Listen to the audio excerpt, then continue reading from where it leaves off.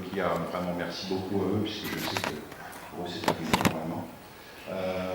Pour les professeurs qui sont là, il y en a certains, c'est un peu un public actif, puisque j'imagine que vous êtes là pour des jurys, mais vous auriez pu quand même aller boire une bière au bord de la Saône au lieu de rester ici, donc merci beaucoup, ça me fait très plaisir, ça veut dire que vous êtes intéressés par ce sujet. Voilà, donc merci beaucoup. Sinon, une petite chose particulière, et là c'est juste à moi que ça fait plaisir, c'est qu'en fait, il y aura au mois de septembre 21 ans, je venais ici pour la première fois pour passer une session de rattrapage de mon BTS aménagement paysager. Donc voilà, c'est un peu un petit anniversaire pour moi, ça fait bien plaisir. Voilà, donc j'espère que ça vous intéressera. Je veux bien que tu... Alors, il y a plusieurs choses techniques. D'abord, le PowerPoint s'est transformé en 16/9, donc vous verrez peut-être des images un peu déformées. Et puis la deuxième chose, c'est que Elodie va faire le presse-bouton parce qu'elle n'a pas de zapette. Vous savez tout. Donc en fait, je m'appelle Thierry Levaillant et effectivement, j'ai passé un BTS qui veut dire que si vous additionnez 20 ans et la tête que j'ai, vous doutez bien que c'est une reconversion professionnelle. Et donc, ce qui a des chances de vous intéresser, c'est pas mon grand savoir, c'est plutôt le fait que j'ai eu un parcours qui est un petit peu atypique. Et que donc, quand j'ai voulu être paysagiste, j'ai voulu être paysagiste au sein de la nature et au service de la nature. Et quand je dis la nature, c'est la nature, c'est pas la campagne ou un jardin, c'est vraiment la nature qui m'intéressait. Et en fait, à cette époque-là, à la fin des années 90, tout simplement, ça n'existait pas. Les gens qui s'occupaient de la nature, c'était des ingénieurs écologues, des gens qui faisaient du génie écologique, et les paysagistes, ça faisait les parcs et jardins, ça faisait les espaces publics urbains, et rien d'autre. Donc depuis, tout ça a un petit peu évolué, pas tant que ça par moment, mais voilà un petit peu le contexte. Donc ça a fait que mon métier, je l'ai appris d'abord avec les bases du BTS, et après au contact d'écologues et essentiellement beaucoup de gens de bureaux d'études d'environnement en général. Voilà. Alors, ce que je vais vous raconter, j'ai condensé un petit peu, je ne savais pas exactement la proportion d'élèves et de professeurs, alors je m'en excuse s'il y a des choses qui vous paraissent un petit peu, peut-être un petit peu trop bébêtes, mais le principe c'est que d'abord je vais vous expliquer quelle est ma vision personnelle et puis après vous montrer juste quelques exemples. Alors on n'a qu'une heure, hein, ça va être un peu serré, ça va être un petit peu dense. Mais j'espère néanmoins que ça vous intéressera, même si on n'a pas balayé tout le sujet. Vas-y. Alors, voilà un petit peu le protocole qui nous attend. D'abord, pour ce qui est des écologues et des paysagistes, je vais commencer par vous parler des collaborations. Déjà, je vais le faire, je crois que ça va être pas facile. En fait, les écologues et les paysagistes, la première fois qu'ils ont réellement collaboré, c'est quelque chose d'un petit peu bizarre, d'un peu contradictoire, mais en fait, c'est pour les potagers. Et c'est plutôt, je dirais, les domaines de la permaculture qui ont relié ces problèmes d'écologie au jardinage. Je vous ai mis un petit peu de biblio, il y a des choses que tout le monde connaît, d'autres peut-être pas. Et puis, de toute façon, vous verrez bien si ça vous intéresse, peut-être un livre vous servira de lecture pour cet été. En tout cas, sur la permaculture, vous avez deux grandes choses différentes. C'est d'abord Feuwaka qui a fait la révolution d'un seul grain de paille, donc là on est dans l'ère de 75. Et puis David Holmgren et Bill Mollison, et là ils ont commencé leurs travaux un petit peu avant, mais on est aussi dans les années 70 pour les premiers ouvrages sérieux. Et là, on est dans un rapport à l'écologie qui est destiné à essentiellement quand même servir à nourrir l'homme. Donc on a quelque chose d'une écologie qui est quand même anthropocentrée. Mais pour moi, ce qui est vraiment important là-dedans, c'est que c'est les premiers à avoir une pensée qui est systémique. Pour ce qui est des paysagistes, alors on ne va pas faire le tour du monde, et puis c'est éminemment culturel, donc je suis resté centré sur des choses de la France. J'ai quand même mis tout en haut Louis-Guillaume le Roi, parce que pour moi c'est vraiment essentiel, puisque c'est quand même le premier qui a fait un jardin sans absolument rien planter, qui a créé son éco-cathédrale aux Pays-Bas. en accumulant des déchets de chantier et en regardant comment la nature s'en emparait et reprenait ses droits progressivement sur ce travail. Après, bien évidemment, en France, on ne peut pas passer à côté de la référence de J. Clément. Et puis, autour de lui, a gravité un certain nombre de personnes à partir des années 80. Là, j'en cite juste deux, Jacques Soto, Christian Allard, qui sont vraiment, pour moi, dans la lignée de J. Clément, avec une forme de maniérisme du jardin naturel. Et puis, Erwan Timon, histoire de prendre quelqu'un d'une région complètement différente, beaucoup plus inspirée par la Bretagne. Si jamais, il n'y a pas beaucoup d'élèves ce soir, excusez-moi pour cette diapo, mais si jamais J. Clément, il fallait un résumé, pour moi, je dirais, il y a deux ouvrages clés. Le premier qui est sur le jardin en mouvement, cette première édition, qui comporte vraiment des données techniques et qui est très intéressante sur notamment le travail de prairie. Et ensuite, si on veut avoir en résumé très rapidement absolument toutes les pensées qu'il a développées, la leçon inaugurale du Collège de France, elle est toute petite, elle va très vite et on a absolument tous les aspects de son travail. Ensuite, un petit conseil supplémentaire, et là peut-être que vous ne connaissez pas cet ouvrage, et peut-être qu'une fois que vous l'aurez lu, vous penserez que J. Clément a fait du copier-coller même.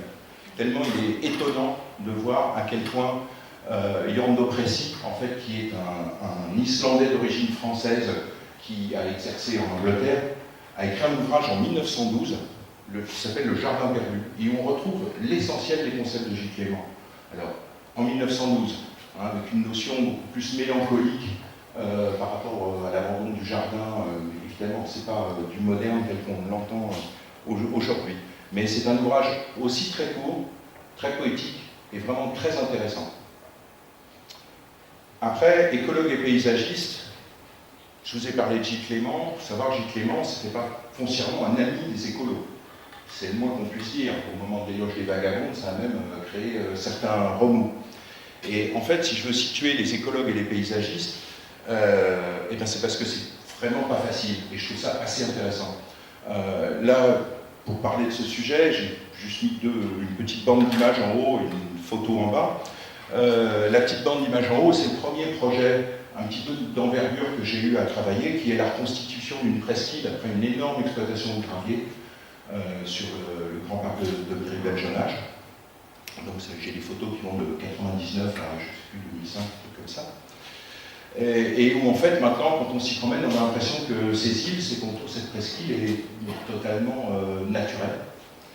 Et à l'inverse, la photo du bas est quelque chose qui paraît complètement un véritable jardin d'eau décoré où chaque touffe de roseau a l'air parfaitement placée. Et en fait, c'est juste une Laude du Rhône déconnectée, devenue complètement eutrophe, et qui a développé cette espèce de jardin d'eau, de jardin aquatique absolument incroyable. Les écologues, entre eux, c'est pas par l'écologue et paysagistes, mais les écologues tout seuls, c'est déjà un sujet très compliqué. Je ne rentre même pas dans l'écologie politique, ne serait-ce que déjà au niveau des techniciens. Pour faire simple, il y a deux grandes écoles.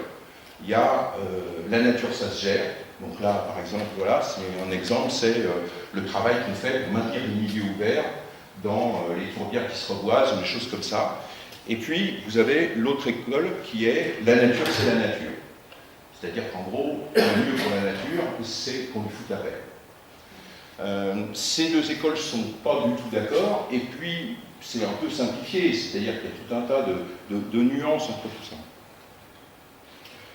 Toujours dans la série Biblio, pour les gens qui s'intéressent à la notion de naturalité, qui pour moi est vraiment très importante, et quelque chose qui, comme le mot biodiversité, n'est vraiment pas bien entendu et pas bien compris la plupart du temps. Voilà quelques ouvrages. Pour moi, ce que j'ai trouvé le plus intéressant en pensée, c'est pas forcément un écrivain magnifique dans le style, mais les questions qu'il pose sont vraiment, je trouve, passionnantes sur la naturalité. C'est François Terrasson, qui a bien, je pense, plutôt bien expliqué à quel point, en fait, on a des problèmes culturels fondamentaux avec la nature. Ensuite, pour moi, ce qui m'a passionné dans le métier et dans le fait de l'apprendre au contact d'écologues, c'est tout ce que j'ai eu à apprendre comme vocabulaire, comme type de connaissance, et je me suis rendu compte que ce qu'on avait appris sur, quand on voit un terrain, on regarde comment il est configuré, on s'occupe vraiment de paysage, et puis après on va avoir une analyse de sol, on va regarder la végétation en place, et puis là je me suis rendu compte qu'en fait c'était un travail où il y avait tout un tas de spécialistes, des botanistes, des faunisticiens, des fois de bureaux d'études hydro quand on est dans les milieux humides, qui m'ont beaucoup occupé, et qu'on avait une quantité de données absolument incroyable avec tout un vocabulaire qui allait avec. Donc là, par exemple, on est sur une carte assez simplifiée, qui n'est pas une carte des habitats, hein, j'ai une carte de végétation, mais qui est vraiment très simplifiée. Et puis, bon, on a des cartes des habitats, on a évidemment les niveaux trophiques, on a tout le rapport au niveau hydrique, et des tonnes d'autres cartes, qui fait que quand on arrive en tant que paysagiste à avoir une décision à prendre sur l'insertion paysagère d'un aménagement ou sur comment faire un sentier pédagogique à l'intérieur de cet endroit, on a une masse de connaissances vraiment exceptionnelle qui n'a rien à voir avec ce qu'on peut avoir couramment en espace vert. Et puis, un autre intérêt que moi j'ai trouvé de créer des passerelles comme ça entre les savoirs, outre le fait que j'ai appris plein de mots qui me servent réellement au quotidien, c'est de combiner les intérêts. C'est la première chose que j'ai vue. Parce que souvent, on se retrouve dans des projets, dans les espaces naturels, où en fait, donc, les écologues, les bureaux d'études d'environnement font leur travail, et puis le paysagiste vient faire le sien, qui est de s'occuper de l'accueil du public. Des fois, ça se résume à un parking. Et puis, tout ça ne se touche pas. Et c'est même des fois des marchés séparés. Ça, j'ai trouvé ça complètement ridicule. Si on met de l'argent dans un milieu comme ça, autant que les choses servent à plusieurs choses à la fois, trouver des synergies. Donc, ce qui m'a intéressé, c'est de combiner les intérêts. Alors là, cette photo, cet exemple-là, en fait, c'est aussi au parc de Méribel-Jonage. C'est ce qu'on appelle les doubles berges, vous devez connaître. Hein, c'est un procédé classique de réhabilitation, de diversification des milieux quand on réhabilite des gravières. On prend de la terre, le premier talus, on l'adoucit et on tire la terre pour créer des sortes de rives irrégulières avec soit des hauts fonds, soit des îles. On crée le maximum de diversité possible de profil et de hauteur d'eau pour qu'évidemment, en fonction de ce terrain, la végétation qui revient elle-même va être différenciée. Jusque-là, ça aurait pu être un écologue, à part que le paysagiste va dessiner des formes plus ou moins intéressantes ou esthétiques. Mais là où moi ça m'a intéressé, c'est que dans le cahier des charges, il fallait réhabiliter cette berge pour la diversification, mais on avait aussi des problèmes de gestion de public. Gestion de public, c'était que les gens vont se baigner dans cet endroit qui a des effondrements, et qui, comme toutes les gravières, cette zone-là en particulier, des choses profondes, provoque des effondrements et donc profondément dangereuses. Donc, il fallait dissuader de la baignade et faire ça. Ça m'intéresse. C'est-à-dire que se créer des berges en double fond comme ça, créer des milieux vaseux qui sont tout simplement dissuasifs de la baignade. C'est pas la peine d'aller mettre des gros panneaux partout interdits de se baigner. Il n'y a pas grand monde qui a envie d'y aller. Au bout de quelques années, la base s'est formée. Voilà, ça c'est un exemple de synergie dans le travail qui m'a intéressé. Maintenant, je vais vous parler de ce que moi je me suis construit comme étant les bases pour faire un paysagisme écologique. Alors, le début, je vais aller très vite parce que beaucoup d'entre vous sont des professeurs, donc je ne risque pas de leur apprendre grand-chose. Le rappel des principes de base, pour moi en général, quand j'interviens auprès d'élèves, c'est bien évidemment de parler de la balance des imports-exports, et je n'ai pas rajouté la diapo que je voulais juste derrière, qui est la notion de circularité. C'est-à-dire que non seulement il faut limiter ce qui rentre et ce qui sort, mais il faut aussi trouver les meilleurs moyens pour prendre des choses à un endroit et les poser à côté le plus près possible, évidemment. Ce qui va non seulement dans le sens d'une économie d'énergie, d'une économie de travail, mais aussi d'un bilan global beaucoup plus intéressant. Alors, éliminer l'usage des toxiques, je dirais que maintenant, je pense que c'est une évidence pour tout le monde. Sur la place importante pour la flore indigène, là c'est peut-être plus délicat pour certaines personnes qui ont un petit peu du mal avec cette notion. Et puis aussi le travail sur les habitats. Quand je vous disais de pensée globale, c'est pas seulement mettre une plante pour attirer un animal ou pour faire plaisir à tel autre. Il s'agit d'avoir une notion d'habitat. L'exemple, là, bon, il est simple, c'est tout simplement dans mon jardin, c'est une simple centauréjacée, et en 5 minutes de temps, on voit la quantité d'insectes différents qu'on peut avoir sur une durée de saison plutôt intéressante. Voilà le type de résultat que j'ai sur les plantes.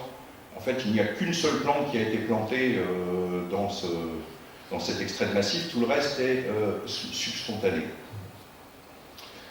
Maintenant, si je reviens sur cette histoire un petit peu d'indigène, que je le relie à la notion de toxique, c'est qu'à partir du moment où vous utilisez des plantes qui sont un petit peu plus compliquées, ou qui ont été un petit peu travaillées, élaborées, elles risquent, pas forcément, mais elles risquent d'avoir développé certaines faiblesses. Un des cas, par exemple, là ici c'est sur les œufs chers colorés, c'est que la plupart du temps ça développe des sensibilités aux gastéropodes vraiment importantes. Donc limiter l'usage des toxiques en allant emmener des plantes qui ont des feuilles absolument magnifiques et super attirantes pour les gastéropodes, c'est pas forcément une bonne idée si on veut se passer de granulés. Ensuite, sur la flore indigène, alors il y a des tonnes d'exemples pour expliquer ça. Moi j'en ai pris un. Je dois avouer que je l'aime beaucoup parce que c'est un papillon tout simple, il n'y a rien de compliqué, c'est le citron. Le papillon citron, moi j'ai encore vu un article il n'y a pas longtemps sur un espèce de magazine web écolo où on disait comment c'est planter du buddleia. Le buddleia attire le papillon. Est-il utile pour le papillon? Absolument pas. Il n'a rien, ça n'est pas une plante hôte. Donc le papillon n'en a absolument pas besoin. C'est juste pour vous le voir, c'est tout, c'est un outil pédago, ça n'a rien à voir avec ça. Le citron, c'est simple. En milieu sec et plutôt calcaire, c'est le nerf 1. C'est ça, sa plante hôte. Et en milieu humide et en milieu acide, c'est la bourdaine. Si vous ne plantez pas de bourdaine et que vous ne plantez pas de nerf 1, et avouez que c'est quand même pas courant d'en voir en mélange dans les haies, eh ben, il n'y a plus de citron. À partir du moment où on admet qu'on est dans un pays qui est largement anthropisé et avec des sols artificialisés. Donc, des milieux naturels où il y a ça, il ne faut pas qu'on s'étonne qu'on n'ait plus de... Voilà. L'exemple que je vous donne sur le citron, il est valable pour énormément d'insectes. Le papillon, c'est ce qu'il y a de visible, mais c'est valable aussi pour beaucoup d'animaux totalement invisibles et non considérés actuellement. Pour ce qui est d'apprendre les plantes, comme tout le monde, j'ai fait des cours de botanique, je me suis promené avec des fleurs, avec un bonnier, et sinon avec des catalogues de plantes ou avec des livres richement illustrés. J'ai trouvé que cet ouvrage, moi personnellement, m'a vraiment beaucoup aidé comme une sorte d'intermédiaire où on a quand même déjà une qualité scientifique, mais on a une rapidité de recherche un petit peu améliorée. Ce que j'ai trouvé d'intéressant, d'abord, ces tableaux systématiques pour chaque plante qui permettent de repérer non seulement leur qualité, leur principe d'adaptation à des milieux, mais aussi l'amplitude, c'est-à-dire ce système permet de voir aussi l'amplitude et les gradients d'adaptation possibles. Et ensuite et surtout, c'est le principe de biotope. C'est-à-dire que moi, ce que j'adorais, alors je parlais des livres richement illustrés, mais j'ai beaucoup aimé les Roger Phillips et Martyrix, par exemple. Ce que j'adorais, c'était quand en dernière page de l'article, on avait se trouve sur des fourrés pentus au bord des ruisseaux au sud du Natal. Moi, ça me faisait rêver, j'imaginais l'endroit un petit peu. Là, c'est pareil. Bon, en plus scientifique, donc plus concret, mais vous imaginez l'endroit, quoi. C'est des fourrés clairs, c'est des friches, c'est près d'une pente graveleuse calcaire, enfin voilà. On sait un petit peu où on est. Et puis, bien sûr, j'ai absolument rien contre les analyses de sol, mais franchement, le travail de plante bioindicatrice, moi, j'en suis pas du tout au bout, mais je trouve que c'est absolument passionnant et très souvent d'une justesse incroyable. Ça, c'est juste parce qu'il se trouve que hier, je l'ai vu passer, alors je l'ai mis là, c'est que j'ai appris que la réforme du bac allait supprimer encore un bon coup de SVT et que dans les sujets de la SVT qu'on pouvait dégager, il y avait la botanique. Alors, ça me permet de rappeler, pour faire un petit retour et un petit clin d'œil à Gilles Clément, qui s'est battu pour que la botanique soit un enseignement obligatoire à l'ENSP. Parce que ça n'est pas le cas, enfin, du moins ça n'était pas le cas jusqu'à il y a peu. Alors, toujours sur cette connaissance et sur le fait de faire attention, c'est que, évidemment, quand on laisse une place importante à la spontanéité, ça veut dire aussi qu'on laisse une place importante à l'observation. Il ne s'agit pas de tout laisser et puis de rien faire, ça veut dire aussi forcément qu'on regarde beaucoup.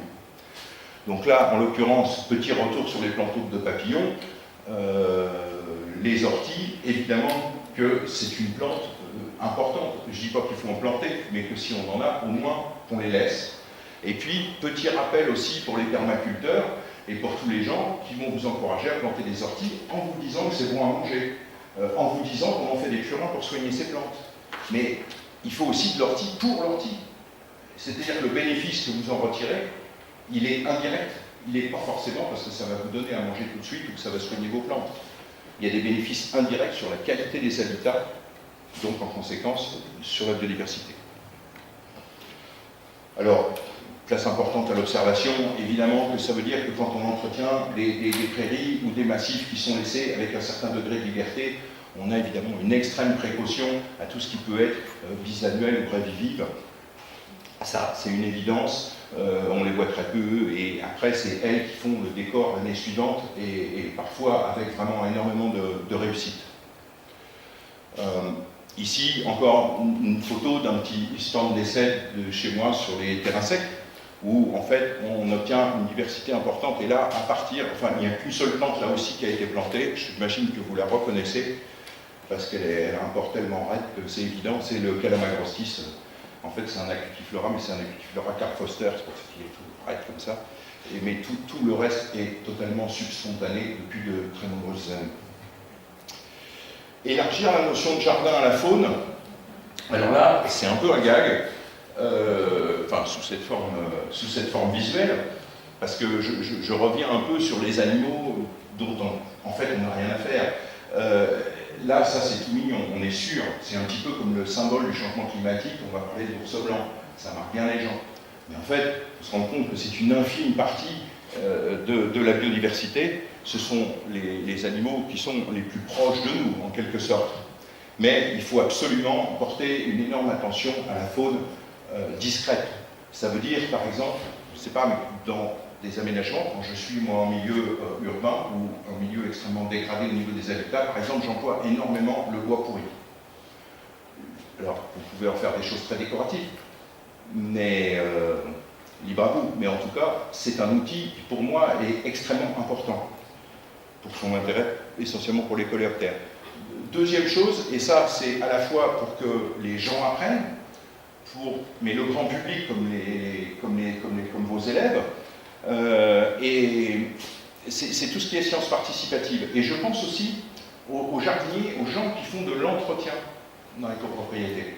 Parce qu'ils pourraient devenir assez spontanément des sentinelles de l'environnement, et ce type de sciences participatives où on repère des espèces qui en fait sont relativement simples, on vous donne des critères assez faciles pour les trouver, les résultats étant tellement étalés sur le territoire et tellement nombreux que finalement ça devient une science très intéressante et ça crée un véritable intérêt. Et puis, bon, bien sûr, les animaux, tout ça, vous allez dire, est bien gentil. Évidemment qu'il faut éviter les naïvetés. Évidemment que quand on fait des jardins qui sont propices à la biodiversité, eh ben, les rats aussi, ils sont très contents. Et puis, on peut se retrouver avec un nid de guêpe à côté d'un jeu d'enfant. Voilà, il ne s'agit pas d'être naïf. Il s'agit de construire des habitats et d'avoir en même temps, comprendre bien les usages qui vont avoir lieu et de savoir gérer tout ça. Et là aussi, l'important, c'est la qualité de l'observation. C'est-à-dire le jardinier est essentiel pour observer les choses et savoir comment elles évoluent. Ensuite, ça c'était vraiment, je dirais, les petites bases vite fait de principes. Et maintenant, vous l'avez deviné un petit peu sur ce que je dis, c'est qu'à chaque fois j'essaye de réélargir, il faut vraiment s'inscrire dans un environnement plus global. Donc, en général, comme je le dis, mais dans tous les travaux de bureau d'études, de conseils, de stratégie, c'est un petit peu à tous les niveaux des métiers possibles du paysage et de l'environnement que ce travail doit être fait. Cette diapo indigeste est faite pour être indigeste, donc ce n'est pas la peine de la lire.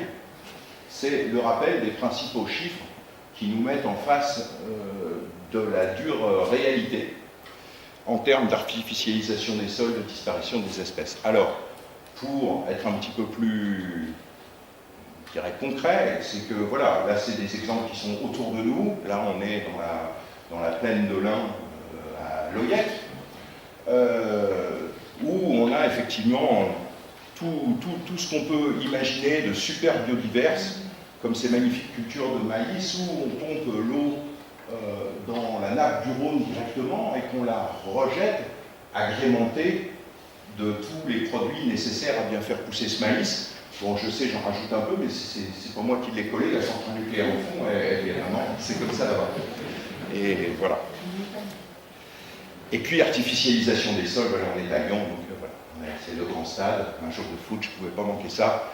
Et aussi, il se trouve que c'est un endroit sur lequel je travaille en ce moment, qui est un reliquat de terre agricole de l'Est lyonnais. Alors, toujours dans le genre presque humoristique, la RSE nous fait beaucoup de bien, c'est-à-dire le développement de la responsabilité sociale des entreprises ou de la responsabilité sociale et environnementale. En fait, ça fait énormément de bien, je pense, à notre métier et à beaucoup de gens en général, parce qu'on commence un petit peu à s'occuper de ces questions et à trouver qu'il peut y avoir un lien aussi entre l'environnement, l'économie, la société, mais c'est souvent encore un peu des vœux pieux et des choses un petit peu gentilles qui n'ont pas beaucoup de conséquences concrètes et qui m'ont fait penser à ce schéma que vous avez sûrement déjà vu, qui est beaucoup tourné sur Internet, tous les projets qui touchent tous les gens qui s'occupent à des projets. Et effectivement, voilà, c'est juste rigolo, mais c'est juste la réalité, en fait, de ce qui nous attend. Donc effectivement, si on cherche à être économique, pas seulement d'un point de vue argent, mais y compris en pétrole, en énergie, bon ben voilà, on va chercher dans le pas cher, et on a envie de faire de la bonne qualité. Donc, vous voyez ce qui est écrit, ben, c'est que c'est plus lent. Voilà. Ensuite, je vais vous montrer ce que moi j'ai développé et surtout ce que je dis en général quand j'interviens avec des élèves, ce qui m'arrive notamment pour l'Agrocampus d'Angers assez régulièrement. Et c'est un petit peu, alors voilà, vous allez peut-être considérer ça comme limitant, mais c'est histoire de les faire repartir comme si on repartait un petit peu de zéro sur les outils du paysage. Et j'en dis que le premier outil paysager, et c'est la réalité, hein, tout ce que je montre là, je l'ai réellement à la fois proposé et fait réaliser dans des projets. La première chose, c'est de graduer les interventions sur la prairie. Ça permet de faire des allées non pérennes, réversibles, ça ne coûte pas très cher, ça permet de faire de la préfiguration, qui est quand même quelque chose qui est très apprécié maintenant. C'est-à-dire on se rend compte, est-ce que c'est vraiment là qu'il faut faire le chemin, on le fait là, et puis si ça ne plaît pas, on le fera à côté. S'il n'y a personne qui y passe, on l'abandonne, on en crée un autre. Et puis après, on va un peu plus loin. Par exemple, on va reprendre des parties, bon ici c'était sous forme un peu conceptuelle avec des cercles, mais on va reprendre des parties où, par exemple, ici, ce qui était prescrit, c'est de faire ce qu'on appelle en gynécologie de l'étrépage. Je ne sais pas si vous connaissez, c'est un principe qui consiste à enlever la couche superficielle du sol, à la fois pour l'appauvrir, mais aussi pour lever la dormance de graines très anciennes qui sont là depuis très longtemps, et d'essayer de retrouver une végétation initiale. Souvent, ça se fait en zone humide, parce que en zone humide, ça permet en même temps d'abaisser, de se rapprocher de l'eau, et donc à la fois de lever des graines anciennes et d'augmenter le niveau d'humidité. Et ensuite, on peut aller encore un petit peu plus loin, une fois qu'on a fait des semis, des trépages, remis quelques vivaces, essayer d'adapter pour diversifier, par exemple, une pelouse, une prairie assez banale. Eh ben, on peut commencer à créer des intermédiaires avec un univers plus boisé, en créant des bosquets type progression de la friche, du plus petit bosquet au plus gros. Et puis, deuxième outil paysager, toujours en partant de quelque chose qui existe, hein, vous remarquerez, c'est de graduer les interventions sur le boisement, et ça a beau être une évidence, j'aime bien rappeler à quel point une lisière complète est étonnamment plus riche qu'une lisière bloquée, puisque c'est évidemment au contact de la différence, au contact d'un passage d'un milieu à l'autre qu'on a la plus grande diversité. Donc c'est vrai avec l'eau, c'est vrai avec la forêt, et c'est bien évidemment dans ces jours-là qu'on a la plus grande richesse, même si, je suis bien d'accord, c'est là aussi qu'on a le plus de roustillant. Et puis on peut évidemment sculpter dans la friche, c'est-à-dire quand on est déjà dans le stade intermédiaire, ça c'est un petit labyrinthe que j'avais fait sur une fruticée. Tant qu'on est dans des endroits et pour faire des aménagements qui coûtent pas cher ou pour prévisualiser, préfigurer quelque chose, on peut faire des choses assez sympas et très rapidement. Et puis un outil paysager secondaire, là on commence à dépenser du pétrole quand même, un petit peu plus sérieusement, c'est le terrassement. Là, il est intéressant, je vous ai initié l'affaire avec le coup de l'écrépage, c'est-à-dire qu'il faut bien quand même mécaniquement enlever des couches du sol. Avec le terrassement, on peut faire des choses très intéressantes qui vont au-delà de créer des volumes et faire du paysage, c'est-à-dire on peut faire plusieurs choses en même temps.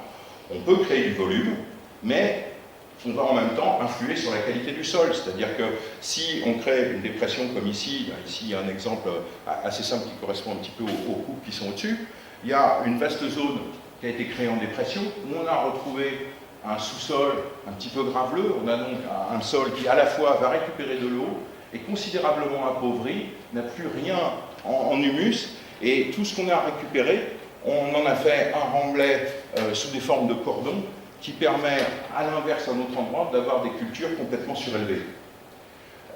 J'utilise ce principe-là aussi quand, par exemple, on crée des sentiers pédagogiques et qu'on a besoin, là, de ne pas faire juste un chemin tondu, mais d'avoir un chemin en dur. Par exemple, je m'intéresse au tout ce qui est accessibilité handicap. Donc, là, on a besoin de creuser pour effectuer des chemins en dur. Et bien, tous ces déblais, je ne souhaite pas qu'ils partent, en fait, et qu'ils restent sur le site. Donc je trouve toujours une formule pour faire une bosse avec. Est-ce que cette bosse peut être un peu intelligente? Est-ce qu'elle peut servir à quelque chose? Est-ce qu'elle peut avoir une valeur dans le paysage, une valeur pédagogique? Est-ce qu'elle peut permettre de différencier les habitats? Et puis, quand on part de rien, bien évidemment c'est le semis. Là, je ne vous apprends rien. Tous ceux qui sont intéressés à ce sujet savent que c'est loin d'être simple, et que les spécialistes qui sont capables de composer un mélange de graines efficace sur un sol donné, il n'y en a pas beaucoup. Et que c'est un sacré boulot qui, pour la plupart d'entre nous, dépasse nos capacités. Donc moi, personnellement, je fais appel à des spécialistes pour ce genre de choses. Et puis, quand on part de rien mais qu'on doit vraiment planter, et là on commence à se rapprocher un petit peu des espaces verts, je dirais un petit peu plus classiques, ça c'est un très vieil exemple. C'est que tout simplement, moi je suis parti du Soltner, des plantations forestières et des principes écologiques, et je suis arrivé à des systèmes de paillis linéaires avec des masses, et j'avais la volonté d'avoir un véritable aspect naturel. Donc non seulement évidemment la composition est à base d'indigènes que j'ai choisi dans le répertoire des espèces locales environnant le site, mais également que ça puisse ressembler à quelque chose de spontané pour essayer de se faire oublier le plus rapidement possible. Donc on est sur des effets de masse pour pas trop compliquer la vie aux entreprises, mais des effets de masse monospécifiques comme ça, mais très mélangés. Alors, pour ne pas compliquer la vie aux entreprises, vous vous dites, il est gentil avec son truc tout rond. Alors, et c'est là qu'en fait, ça commence à être pas drôle, c'est-à-dire que faire du naturel, de l'apparemment aléatoire, mais de le rendre carré pour que des techniciens puissent le réaliser aisément, c'est pas si simple que ça. Donc en fait, en général, je compose des formes de bosquets de différentes tailles, qui ont des chiffres, des numéros, des références. J'ai leur composition dans un tableau, et les gens peuvent faire un calcul à la fois par type de bosquet et avoir sa liste totale de commandes au bout. Alors, c'est peut-être... J'ai une autre chose aussi pour que ce soit plus simple, de faire quelque chose d'apparemment complètement arbitraire et naturel, mais de le rendre facile à réaliser, c'est que je suis passé au petit carré, c'est-à-dire format Tetris. Donc comme ça, on a vraiment une reconnaissance, en plus c'est très simple, hein, c'est un carré, un mètre carré, une plante. Donc, et on a donc des compositions comme ça, assez simples. Alors évidemment, les tableaux sont un peu indigestes, mais bon, dans n'importe quel projet, les tableaux sont indigestes, hein, ça ne va pas changer. Sur les haies, pareil, il n'y a rien de pire. Moi, je ne sais pas vous, mais si vous êtes un peu sensible au paysage, dès que vous voyez une haie qui a été reconstituée, vous les sentez, les rythmes des animaux. C'est assez évident. Et ça, moi, je ne sais pas, mais ça me gêne. Voilà. Donc, en fait, je compose un certain nombre de modules, et ensuite, ces modules, je les agence, je fais aussi des plans d'agencement, donc les gens ont les plans de module, le tableau, et les plans d'agencement, où là ils sont remis non pas dans l'ordre, mais avec un système aléatoire, c'est-à-dire ils sont en ascendant, ils sont en descendant, ils sont avec les numéros pairs, avec les numéros impairs, et il arrive à avoir des combinaisons qui peuvent créer des effets naturels, c'est un bien long mot, mais disons que ça se fond agréablement dans le paysage sans qu'on sente les rythmes de répétition. Et puis, dernier outil, c'est en fait de travailler uniquement avec les dynamiques naturelles. Donc, qui a été à la campagne et a vu une clôture d'un champ qui n'est plus pâturé, s'est bien rendu compte qu'en fait, voilà, s'il y a une forêt à côté, la haie se fait toute seule le long de la clôture. C'est une évidence. J'avais vu à la toute fin des années 90 un article, et j'avoue que je ne sais plus où, sur Hermann Lengis, qui était un écologue allemand, qui a beaucoup travaillé dans les années 80, et en particulier sur les haies, qui s'est passionné pour les haies. Et il proposait une méthode qui était de simplement mettre des branches pour accélérer la dynamique naturelle. Donc, moi, ça m'a bien parlé, cette histoire-là, et j'ai pas arrêté d'y penser, d'essayer de faire des petits essais dans mon jardin, et puis progressivement de plus en plus, et puis de commencer à en proposer, parce qu'en fait, j'ai vu plein d'intérêts. Alors, reconstituer la haie en soi, oui, des fois ça m'a servi de le proposer. Il faut bien penser par contre qu'il faut une banque de graines à proximité, parce que si vous faites ça au milieu de la Beauce, ben, ça ne marchera pas très très bien. Il faut évidemment qu'il y ait une capacité de recolonisation pas très loin. Mais ça peut servir à plein d'autres choses. Alors ça peut servir à plein d'autres choses. Par exemple, à gauche, que vous voyez, le système en rive de chemin, c'est une technique qui permet de dissuader les gens de rentrer dans le milieu, c'est-à-dire de suivre le chemin et de ne pas aller dans une zone sensible. Parce que vous allez avoir un ourlet de ronces qui va se reconstituer rapidement. Dans les jardins, ça vous permet de limiter les évacuations de déchets, c'est-à-dire que si toutes vos branches, au fur et à mesure qu'elles sont coupées d'une haie, elles sont reposées au pied de la haie immédiatement, ce que je fais personnellement depuis plus de 15 ans sans problème, ça a plein d'avantages pour l'entretien.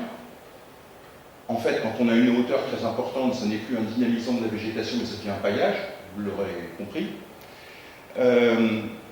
Et puis, ben, je ne sais pas, plein d'autres avantages, corridor, ralentisseur à chat, pour la survie des oiseaux, c'est pas mal. Et quand je dis corridor, là, je reviens à l'utilisation première de la méthode de Bench, qui est de reconstituer des haies sur le plan linéaire. Ce qui m'a aidé à vendre ça, c'est le fait que ça coûte pas cher. Ça plaît. Et dans le cas d'un site industriel, par exemple, on va proposer leur partie, parce qu'on n'a pas grande garantie. C'est pas une méthode qui est super fiable. Mais si on dit, mais qu'est-ce qui vous empêche de prendre 30% par exemple du linéaire que vous avez à faire quand vous avez 10 km de haie à faire? Pourquoi vous ne voyez pas? Et puis, tout ce que vous avez à abattre avant, eh ben, vous faites des en un, et puis à la fin de chantier, vous les reprenez.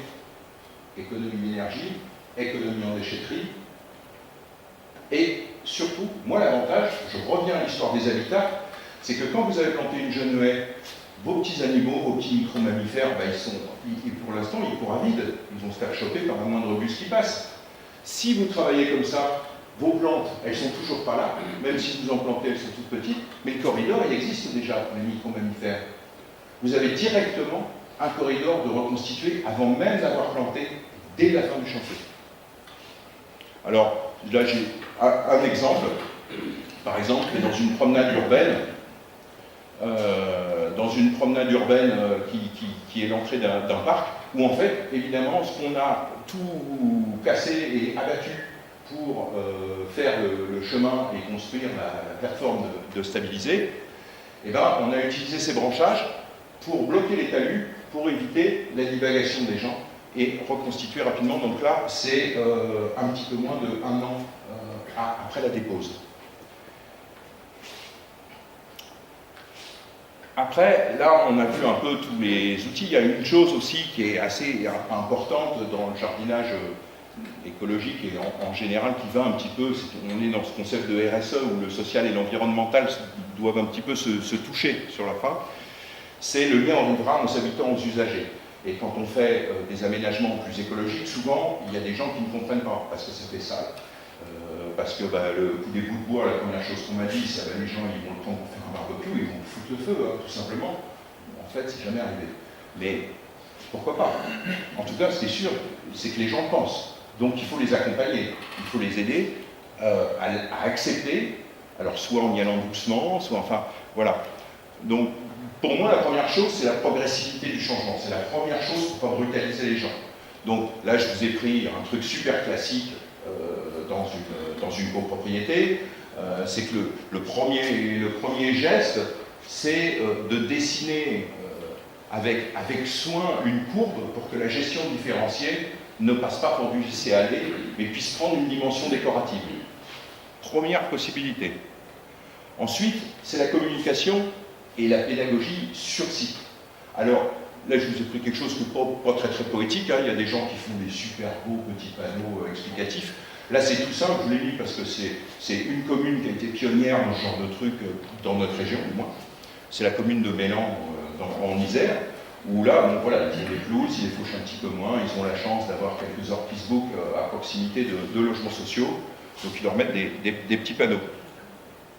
Mais pour moi, le lien aux usagers, moi qui travaille quand même beaucoup dans les espaces naturels, c'est d'abord, ça commence par faire prendre conscience du paysage aux gens. C'est donc leur permettre d'avoir des points de vue, de travailler les points de vue pour que, alors, non seulement ça plaise aux touristes, mais que aussi les gens qui habitent là, ils ne le voient plus. Ils ne voient plus ce point de vue. Ils passent à côté tous les jours. Et en travaillant un système d'abri, de quoi que ce soit, ça leur permet de recadrer et de redécouvrir des choses qu'ils ont.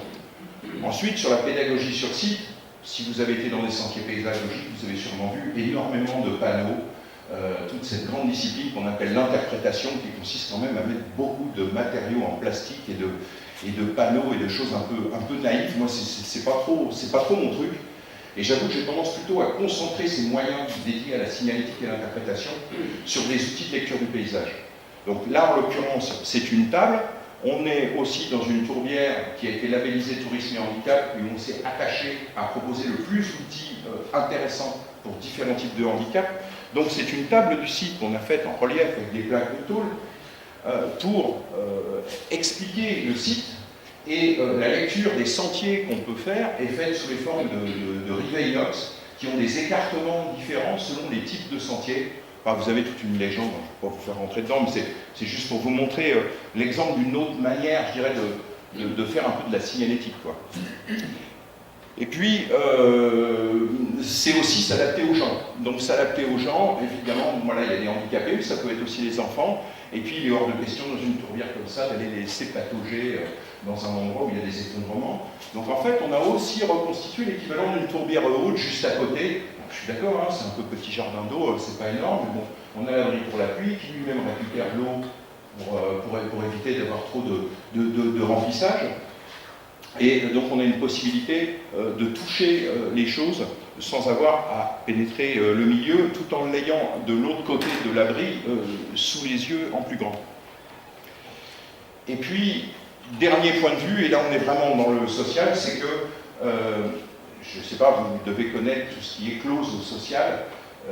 On a des sortes de pourcentages comme ça, et on dit, bon, on va être bons élèves, on va mettre une clause sociale. Qu'est-ce qui se passe en général? C'est que il va y avoir un bloc d'entreprise, une entreprise qui va sous-traiter à des gens pour leur faire faire du débroussaillage et du nettoyage. Et en gros, ça s'arrête là. Et c'est la majorité des cas. Je ne dis pas que c'est vrai pour tout le monde. Il y a des gens qui font faire des choses plus intéressantes que ça aux entreprises d'insertion. Mais ce n'est pas si courant. Et moi, là, en l'occurrence, pour ce cas-là, j'ai pensé que c'était intéressant d'avoir une entreprise d'insertion qui était locale, d'abord, et de la faire travailler à des choses valorisantes. Et les choses valorisantes que j'ai choisies, donc, ok, ils ont fait du débroussaillage, mais ils ont aussi reconstitué des murets, donc on est dans la pouzzolane jusqu'aux yeux. On est donc dans du volcanique, dont toutes les formes paysagères sont toutes circulaires. Donc on leur fait faire des cercles en terre de lave. Le sol est en touffant de pouzzolane. On a réussi à trouver un touffement de pouzzolane qui avait un petit peu de fil et qui arrivait à se fermer à peu près correctement. Et puis, je vous en montrerai un autre plus tard, je leur ai fait faire d'autres choses avec les déchets végétaux. Et puis, après, faire participer les gens, bon, évidemment, là on s'éloigne un peu de l'environnement, mais vous avez tous les problèmes de concertation, de conception participative, qui sont un vaste sujet sur lequel je ne vais pas m'étendre, mais bon, je ne pouvais pas ne pas en parler. Et puis, tout ce qui est aussi la participation aux travaux.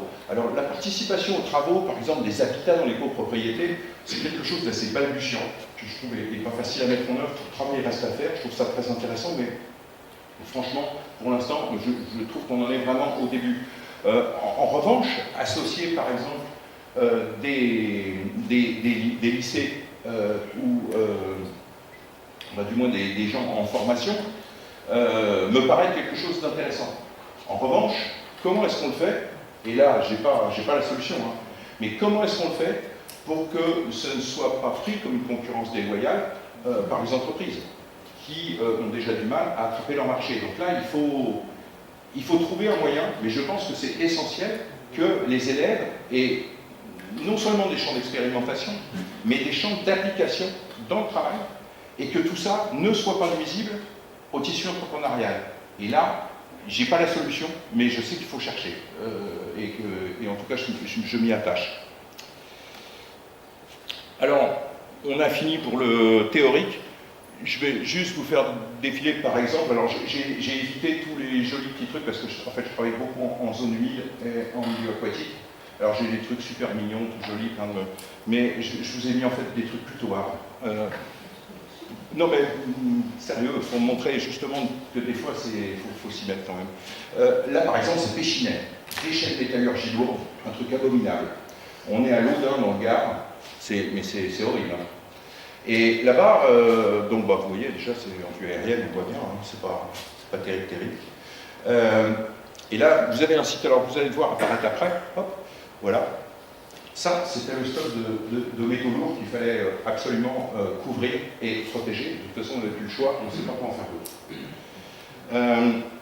Et là, avec un bureau d'études en environnement, mais plus spécialisé déchets, j'ai travaillé avec un ingénieur à trouver un système de couverture qui ne reprenne pas les classiques grosses couches étanches, abominables, à base de caoutchouc synthétique ou de trucs comme ça.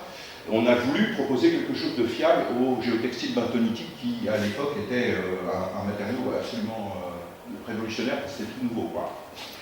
Et en même temps, il voulait une couche végétale, mais il y avait plusieurs problèmes. D'abord, régime de pluie séminole, hein, on est à Loudun, donc ça rigole pas, c'est pas les dômes comme ça ravine, ça se casse la figure à toute vitesse. Et puis surtout, les végétaux qu'on plante, il était hors de question évidemment qu'ils perforent le coup. Donc il fallait trouver à la fois une gamme de végétaux qui n'allait pas perforer, il fallait trouver un système pour que ça ne ravine pas. Donc on a essayé de copier la garrigue en fait. Et puis, autre chose, oui j'oublie, c'est que la terre là-bas, ça vaut de l'or, il n'y en a pas. Donc la terre végétale, quand on constitue quelque chose, on met que des stériles. Et puis c'est pour ça que vous voyez des sortes de petites asticots, c'est parce qu'on a eu des toutes petites parties pour mettre un petit peu de terre, pour faire repartir les choses. Donc voilà à quoi ça ressemble en phase chantier. Donc on a bien nos stériles, vous apercevez les toutes petites bandes où on a mis un petit peu de terre végétale. On a planté nos jeunes plants d'une sélection que j'avais faite en me basant sur les plantes les plus susceptibles d'être pionnières en ayant regardé ce qui se passait dans l'environnement.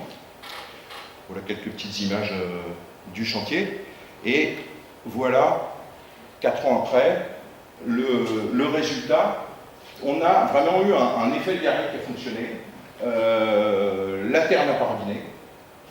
Et alors, bien évidemment, bon, on voit bien ce qui est parti en premier, hein, c'est quand même évidemment le Jeunet et le Maglodier qui sont partis les premiers, on est bien d'accord. Mais c'était quand même une amorce de dynamique assez encourageante.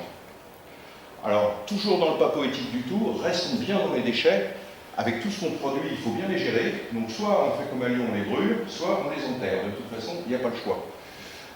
Donc maintenant, qu'est-ce qu'on en fait? Moi, je sais qu'il y a des bureaux d'études d'environnement qui me proposent de travailler avec eux, et si je vois que ce n'est pas du greenwashing pour faire juste des jolis dessins pour faire passer le dossier à l'Adréal, je veux bien accompagner, et même je veux dire que ça m'intéresse.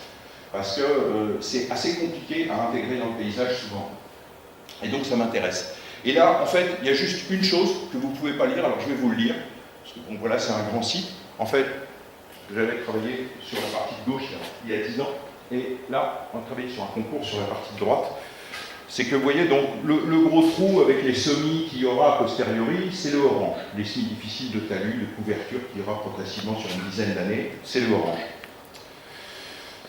Le semis facile et sympathique, c'est le jaune. On est sur terrain plat, aisé. Et puis, vous avez bien évidemment, qu'on retrouve partout, hein, soit des nappes de plantation d'arbustes, soit, vous voyez les petites bandes à côté, ben, c'est des haies, quoi. On fait ce qu'on peut au premier plan pour pas que ça se voit. Et puis vous regardez les grosses taches vertes, vert foncé. Et ça, je l'ai mis en premier, c'est mon outil principal, et je suis assez content en fait d'avoir pu le faire. On a gagné en phase concours grâce à ça. C'est que mon outil principal, il s'appelle préservation. C'est-à-dire en fait, c'était, enfin, vous avez compris, l'outil principal c'était de ne rien faire. Parce que si on voulait que tout ça, ça recolonise à côté avec tout le dégât qu'on allait faire, si jamais on ne gardait pas les 3 bouts de boisement qu'on pouvait sauver, eh ben, on n'aurait jamais rien eu, ou rien eu d'autre que ce qu'on aurait planté. Donc il était important de garder au moins une partie des choses, et pas seulement toujours servir à plusieurs choses, pas seulement d'un point de vue de recolonisation, mais aussi d'un point de vue paysager, parce que évidemment on s'intéresse aux perceptions dans ce genre de projet. On n'a pas envie de créer des grosses